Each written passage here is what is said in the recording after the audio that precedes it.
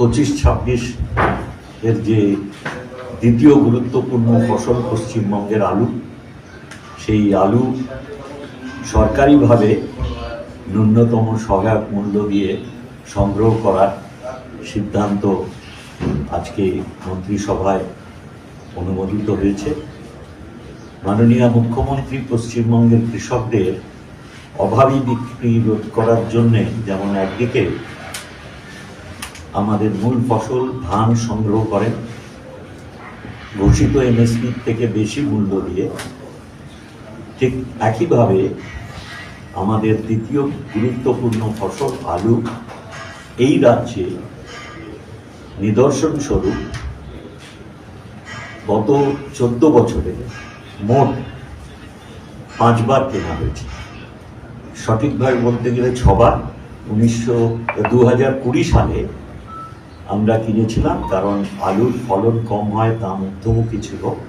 সেই বছর আমরা অতিমারিতে সব বন্ধ হয়ে যাওয়ার আগে অবধি 31,000 টন আলু কিনে উপভোক্তাদের স্বার্থে উপযুক্ত দামে আমরা বাজার স্থিতিশীল আনার জন্য সেই আলু ব্যবহার করেছিলাম। কিন্তু 5 বার ইতিপূর্বে আলুর সহায়ক মূল্যতে আলু কেনার সিদ্ধান্ত নিয়ে তা রূপায়িত করার ঘোষণা করা হয়েছিল।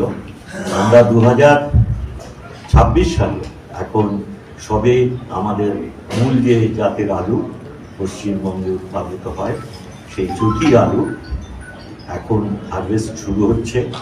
তার আগেই যেহেতু এবারে খুব ভালো আবহাওয়া ছিল আলু উৎপাদনের ক্ষেত্রে, এবং আমাদের কাছে খবর আছে যে বিভিন্ন রাজ্যে যেখানে আলু উৎপাদন হয় সব জায়গায় আলুর উৎপাদন এবার খুব ভালো হয়েছে। সেই জন্যে একটা আশঙ্কা আছে আলুর উৎপাদনের ক্ষেত্রে যেই এটা গতি পাবে আলুর দাম কমতে শুরু করবে। সেই জন্য যাতে কৃষকদের অভাবী বিক্রি করতে তারা বাধ্য না হন, মাননীয় মুখ্যমন্ত্রী সেই জন্য নির্দেশ দেন সবসময় কৃষকদের অভাবী বিক্রির হাত থেকে মুক্ত করার জন্যে সরকার সহায়ক মূল্য দিয়ে আলু কেনার ব্যবস্থা করেন। এই ব্যাপারে আজকে মন্ত্রিসভায় যে প্রস্তাব এসেছিল, আমাদের কৃষি বিপণন দপ্তর থেকে এই ব্যাপারে প্রস্তুতি নেওয়া হয়েছিল।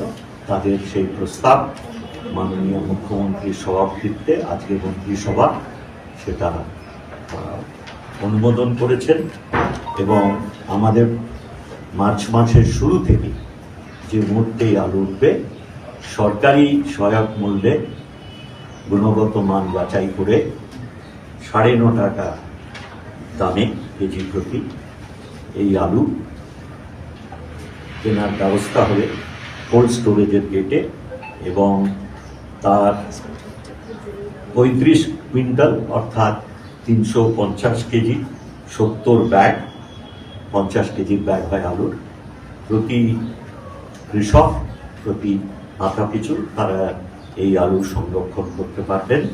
সরকারি মূল্যে কিনে আমাদের সেগুলি হিমঘরে রাখা থাকবে, এবং জুন মাসের পর থেকে আমাদের ক্রমশ সেই আলু বাজারে